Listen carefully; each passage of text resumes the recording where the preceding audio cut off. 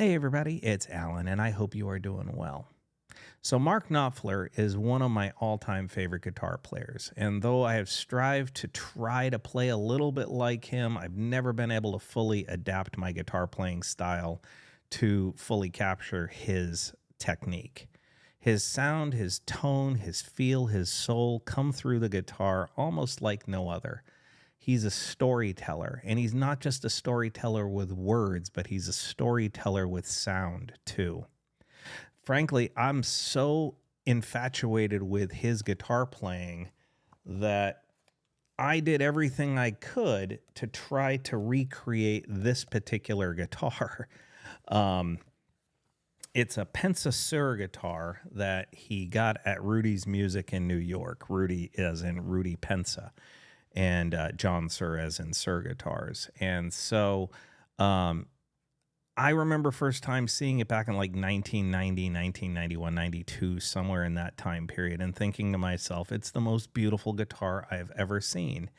And though Pensa Sur and then John Sur have created signature models like the MK2 by Sur Guitars to sort of be a tribute to the man, his guitars were sort of unobtainium to me. The thing is, when you're inspired by a particular guitar player, so often they're using a pretty standardized instrument. You know, if you're a Jimmy Page fan or a Slash fan, you can grab a Les Paul and kind of get close. If you're a Hendrix fan or a John Mayer fan or a David Gilmour fan, you could probably find a Stratocaster that'll get you in the vibe and the feeling of sort of capturing the essence of their guitars and their guitar sound. But Mark Knopfler is a little different than that. His picking style makes him very much different than that. And when it came to that Pensa Sur guitar, I could never afford it. I could never get my hands on one until last year when I had Sur Guitars make me this. Now, it's not exactly a Sur MK2. I had a couple of little things done differently specifically for me. First and foremost, the pickups are not EMGs. They are Sur pickups, including a Doug Aldrich pickup in the bridge position. The body is not poplar or alder or ash, but I had the body made out of mahogany to give a little bit more of that darker Les Paul sound. And I had the neck made out of roasted maple with an ebony fingerboard instead of what's on Mark's guitar, which is a traditional maple neck. Why am I? Oh, and the Floyd Rose is not blocked like it is on Mark's guitars. He doesn't use the Floyd Rose. He just has it there, and there's a reason for that. Some people will be like, well, why don't you just use a regular tremolo if you're not going to use it, or why put a tremolo in it at all if you're not going to use it? I mean, there's a difference in tone between a blocked bridge and a non-blocked bridge, and there's a difference in tone between a blocked Floyd Rose and a blocked standard tremolo. So I think it's just a guitar he stumbled across in the store, and he picked it out and was like, I will take that. And then he had his guitar tech block the bridge so that it didn't move. I absolutely freaking love this guitar. Why am I bringing all of that up? What does it matter? Well, the song we're about to do today is Ride Across the River off of the Brothers in Arms album. Now, I've already done a video featuring this particular song. So we're going to do a live version live in Australia, and it's been a little while since I've heard this particular take on this track, so I'm not 100% sure if the sound that I am thinking of from the original studio version is actually done in this live performance. But one of the things I've always loved was Mark's use of the volume knob or a volume pedal to kind of get that kind of thing happening, you know, where the volume swell brings in a chord and it has a spatial ambience to it that when you add a delay to it,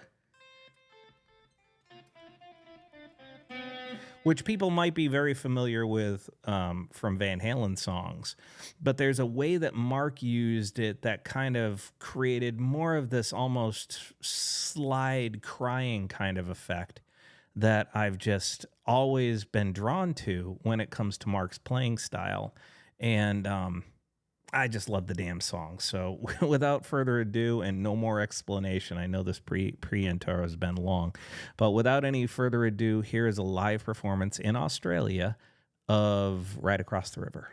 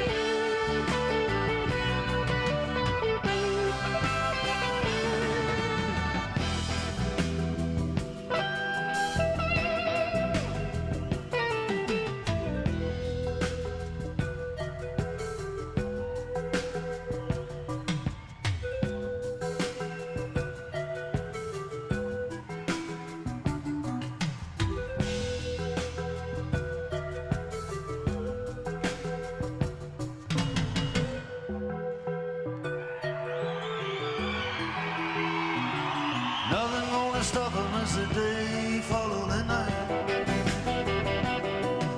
The right become wrong, the left become the right. Then they sing as they march away, the flags unfurled. Today in the mountains the river, deep and wide.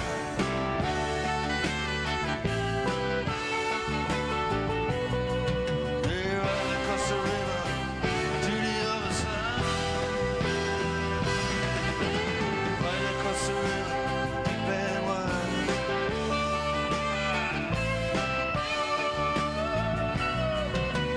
Right across the river to the other side.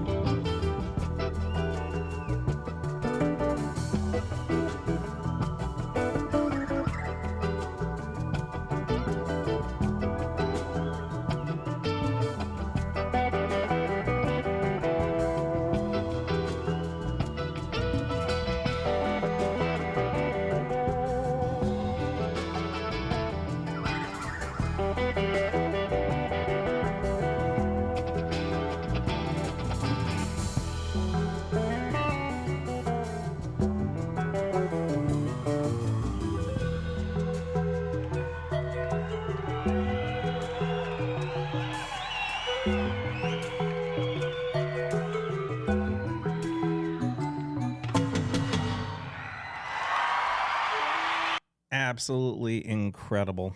Oh, I'm sorry, I should let the flute play out.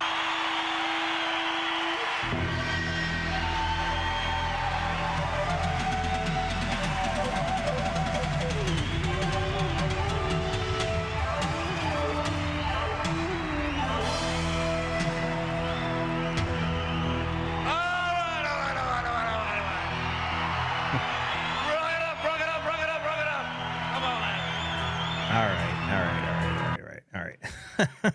Somebody's going to yell at me for accidentally stopping the video too early, and it's fine, whatever. It's not like I'm making money off of this. I'm doing it for my own enjoyment, so, kiss my butt. Okay, so here's the thing.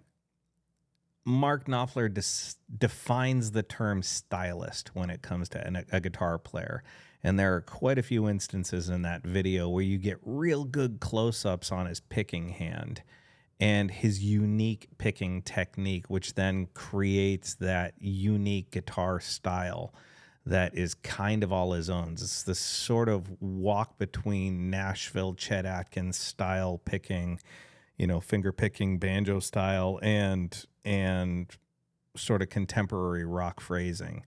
And Mark is truly one of a kind. I've never heard anybody that quite does what he does. Even when people try to impersonate him, they still don't get the essence of Mark Knopfler's guitar tone, because so much of it is right here in these three fingers.